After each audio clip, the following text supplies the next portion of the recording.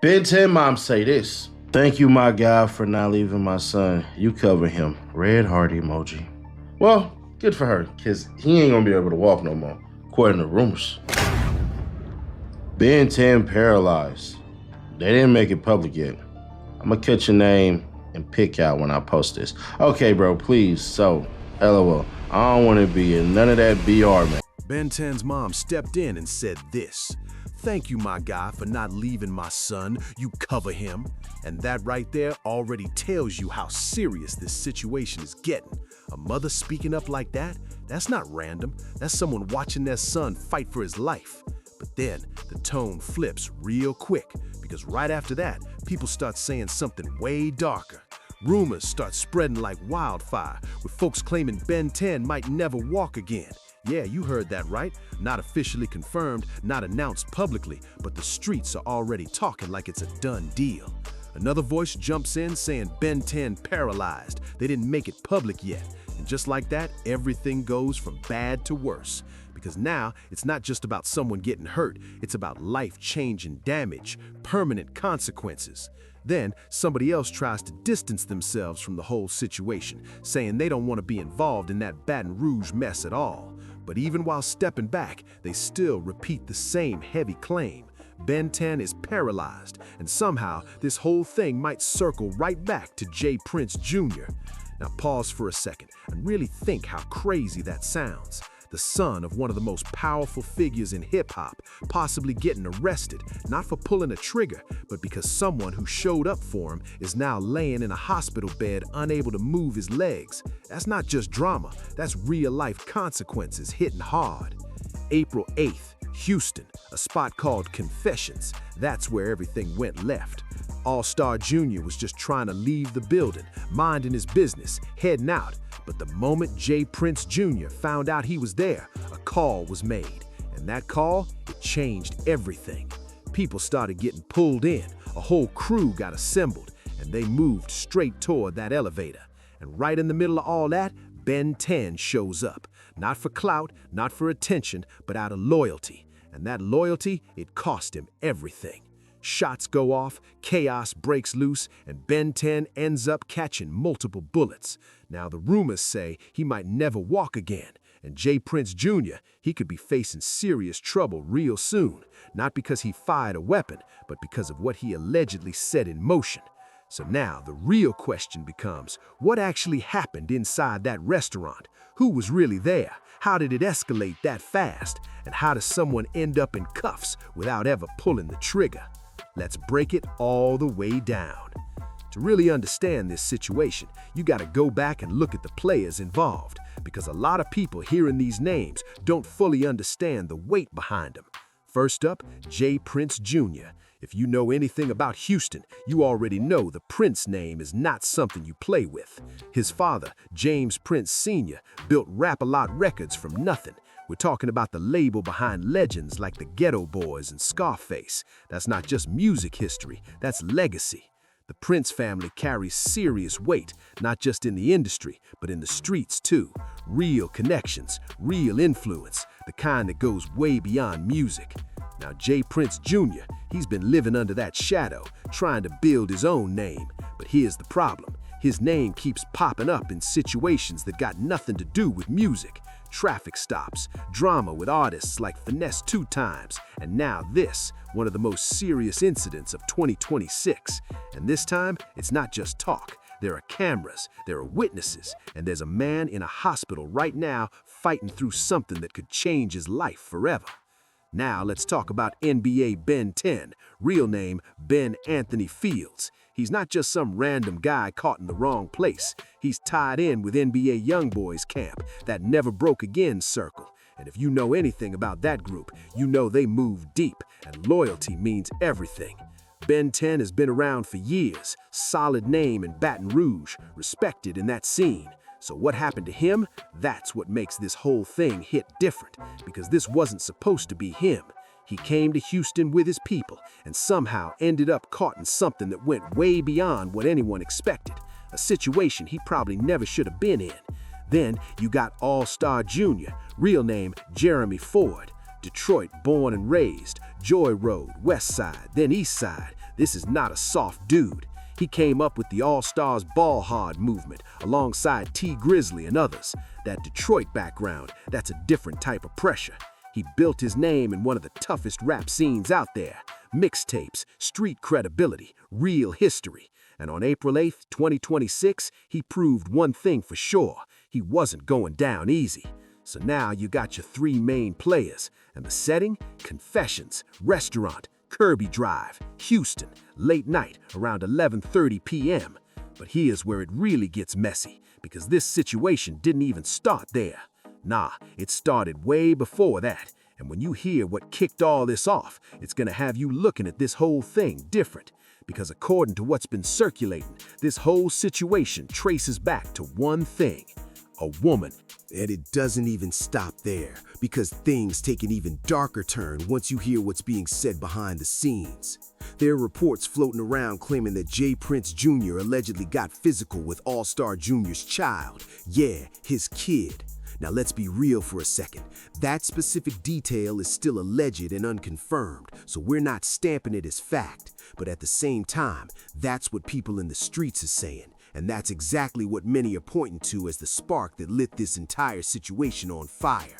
Because once you mix street politics with personal disrespect, especially when family gets involved, it never stays quiet. It never stays in DMs. It never stays online. It spills into real life fast. And when it spills, it explodes.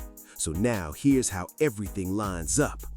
All-Star Jr. ends up in Houston. Doesn't matter if it was business, music, or just being outside. The fact is, he was in J. Prince Jr.'s city. And somehow, those two worlds collided at the worst possible moment. Word starts spreading that All-Star Jr. is inside Confessions that night, and the second that message reaches J. Prince Jr., a call allegedly goes out. Not a casual call either. This was a pull-up right now type call, a we need everybody here type call. And just like that, people start showing up. Fast.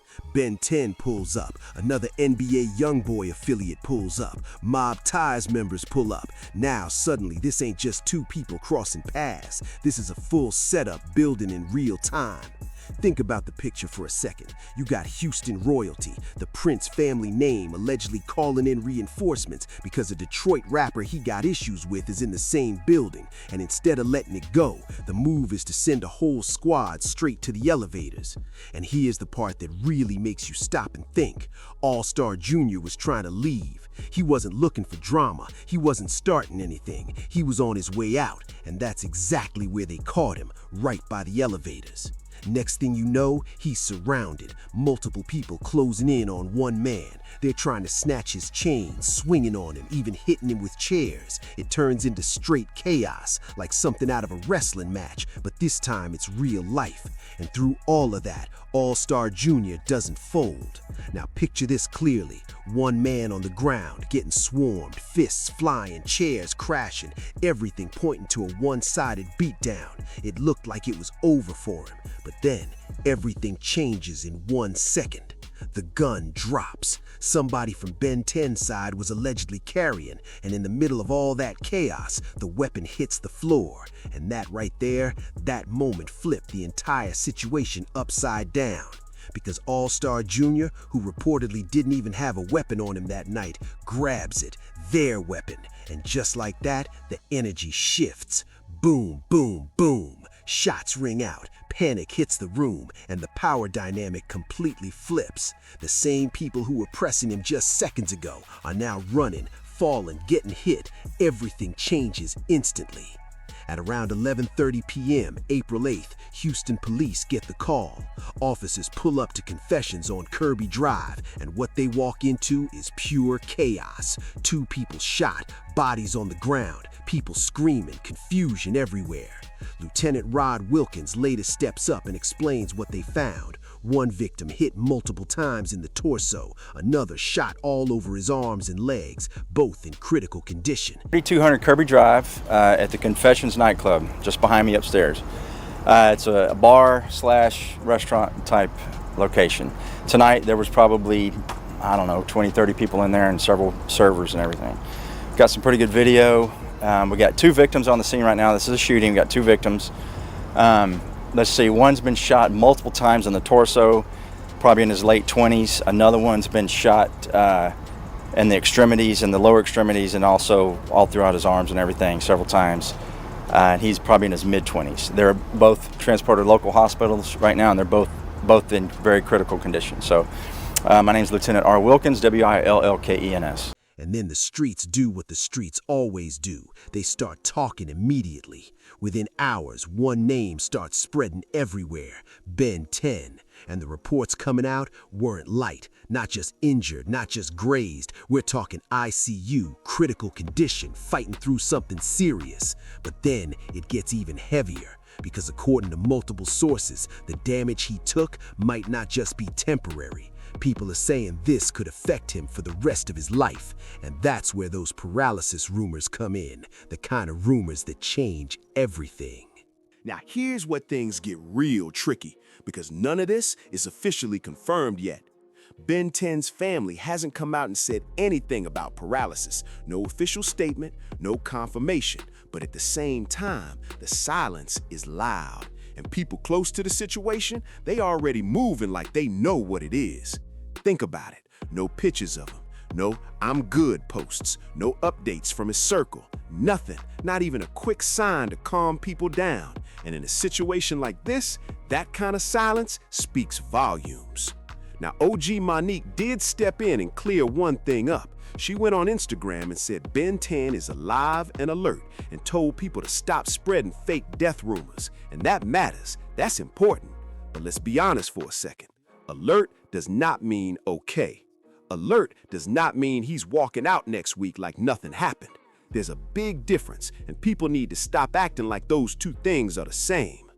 Meanwhile, while all of this is happening, All-Star Jr. is already gone.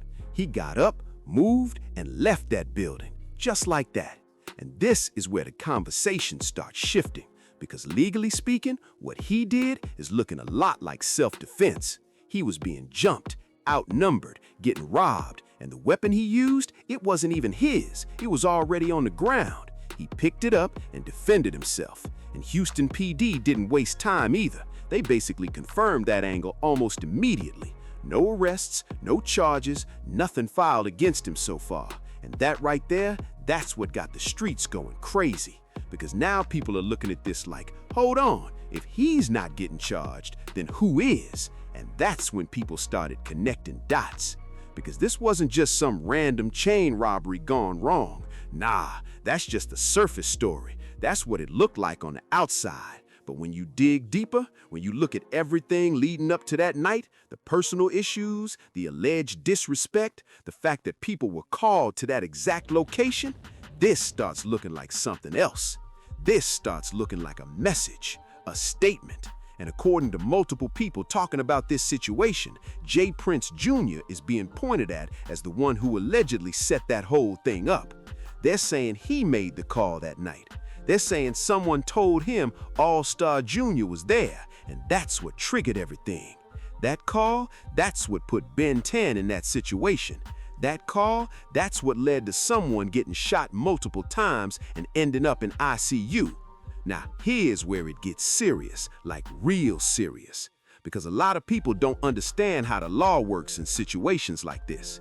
You don't have to pull the trigger to catch a charge. If you organize it, if you call people in, if you set the situation up, and it leads to someone losing their life or getting seriously hurt, you can still be held responsible. That's called conspiracy. That's called felony murder laws, and prosecutors take that very seriously. So imagine this. If investigators can prove that J. Prince Jr. was the one who pulled everyone together that night and directed them towards All-Star Jr., then this whole situation could fall right back on him, even if he never touched a weapon, even if he never threw a punch. That's how deep this can go. Now take it one step further. If Ben 10's condition gets worse and he doesn't make it out of that ICU, this situation changes completely. We're not talking about just an incident anymore. We're talking about potential charges that could follow someone for life. And the internet already went wild when footage showed J. Prince Jr. at the scene, because now it's not just rumors, it places him there. You mix that with the alleged call, the motive, the people who showed up, and now investigators have a full picture they're gonna break down piece by piece. Houston PD already said the investigation is ongoing. No names officially announced yet, but let's be real. Those cameras inside that building, they saw everything. No bias, no opinions, no sides, just raw footage. All-Star Jr. didn't start that situation. Let's get that clear right now. He reacted. He was getting pressed, getting jumped, getting robbed, and everything that followed came after that. The other side came to him, not the other way around. And that right there, that's the key detail that's going to decide everything legally. Because in the eyes of the law, who started it matters. Who escalated it matters. And right now, everything is pointing toward All-Star Jr. defending himself in a situation he didn't create. But once the smoke cleared, that's when the real impact hit. What went down at Confessions on April 8th didn't just stay in that building. It sent shockwaves through the whole hip-hop world. And those waves, they're still spreading right now. First thing people started looking at, mob ties. J. Prince Jr. has been building that name for years, that brand, that crew, that movement. A lot of artists in Houston aligned themselves with it, stood next to it, represented it. But now, people are asking questions, serious ones. Like how many situations have gone left with that same name somewhere nearby? Because this ain't the first time J. Prince Jr.'s name has been linked to something serious. People immediately started bringing up the Takeoff situation. 2022, Houston, Migos member loses his life. And even though J. Prince Jr. was never charged, his name was still floating around that whole situation. And when the same name keeps popping up around incidents like this, people stop calling it coincidence. They start calling it a pattern. And once that word enters the conversation, accountability comes right behind it. Now look at the second layer of this whole situation, NBA YoungBoys camp. Because let's not act like everything is peaceful there. There's been tension between YB and J. Prince before. That's already documented. So now people are confused, like hold on, why is Ben 10, someone tied to YB, showing up in a situation connected to J. Prince Jr.? That's not a small detail, that's a big question, and right now, nobody has a clean answer for it.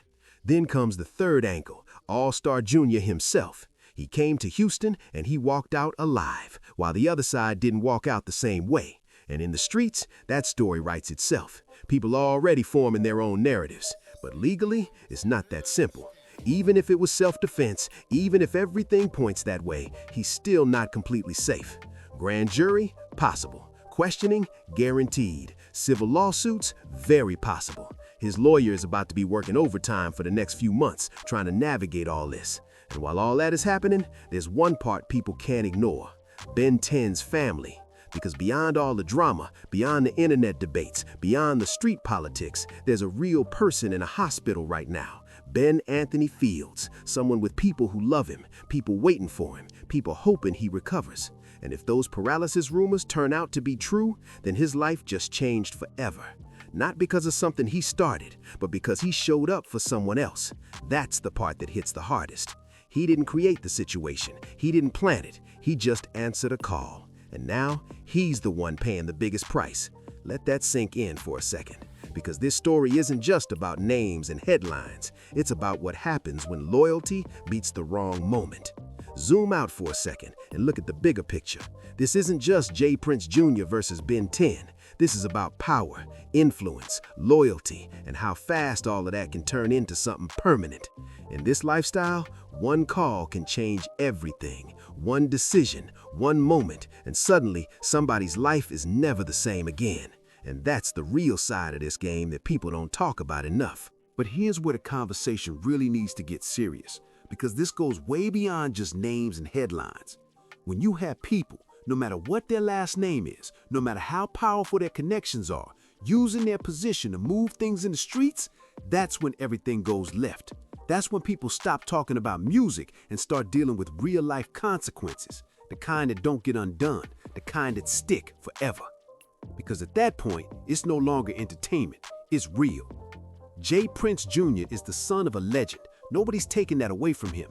But being the son of a legend does not give you a pass to allegedly set situations in motion that end with people getting hurt like this. It doesn't work like that. The Prince name carries serious weight in Houston. Everybody knows that. But with that kind of power comes responsibility. And right now, based on everything that's coming out, it's looking like that responsibility wasn't handled the way it should have been on April 8th. And that brings up a bigger question that people keep asking over and over again. At what point do we stop giving passes to powerful people when their actions, directly or indirectly, end up hurting the very people who stayed loyal to them? Because that's the part nobody wants to sit with.